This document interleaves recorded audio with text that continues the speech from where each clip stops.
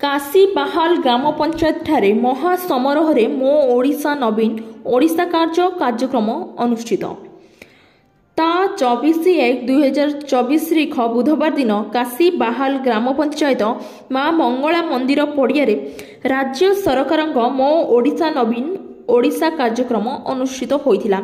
उक्त कार्यक्रम विभिन्न सरकारी संगठन यथा शिक्षा स्वास्थ्य अंगनवाड़ी आशा जंगल जलसेचन एग्रिकल्चर हर्टिकल्चर पंचायतराज विभाग जन सचेतन और सुविधा सुजोग प्रदर्शन कर मिशन शक्ति महिला मानक द्वारा पनीपरिबा चाष व्यावसायिक सामग्री प्रदर्शन सहित विभिन्न खाद्य व्यंजन वितरण करथिले।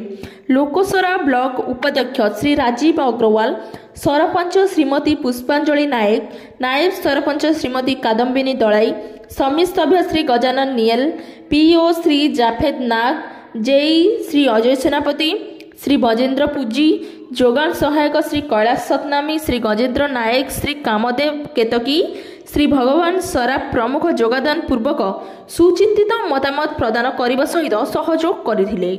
सांस्कृतिक कार्यक्रम विशेष आकर्षण लुईसिंघा बलांगीर बजासाल पार्टी मंच दुलुकेई देवा सहित घुमुरा और स्कूल छात्र छात्री मानक द्वारा नाच गीत परिवेषण करागला। समस्त को मानपत्र प्रदान करी पुरस्कृत करागला। श्री कृपा सिधु नायक मंच परिचालना करी मानपत्र सह सम्मानित होइथिले।